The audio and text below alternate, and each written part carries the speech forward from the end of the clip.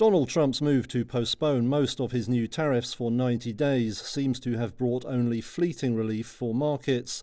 After a huge rally Thursday, Friday saw Asian stocks head lower again. Japan's Nikkei index closed down about 3%, while South Korea's benchmark Kospi index dropped about 0.5%.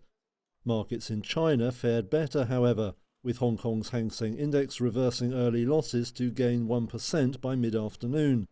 That came amid reports of state funds stepping in to buy equities.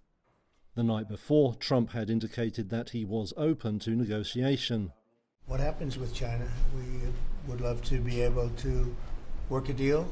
US Treasury Secretary Scott Bessent also tried to offer hope, saying over 75 countries wanted to start talks.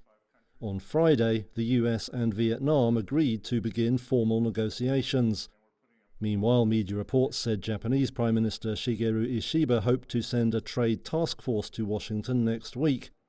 But with Trump's total duties on China now at 145%, investors remain anxious that a global economic slowdown is coming. Investec economist Ellie Henderson says markets also remain concerned by the volatility of Washington policymaking. We would far from say that uncertainty is over. We may have a brief pause for now with this 90-day pause on reciprocal tariffs, but it's still not clear what the end game is for Mr. Trump in terms of tariffs and how countries will negotiate.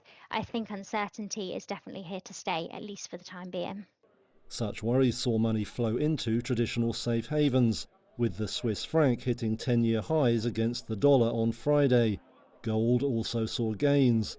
But US government bonds, normally also a safe haven, sold off again. That has raised concerns of deeper trouble in the financial system, with asset managers possibly forced to sell bonds to cover losses elsewhere.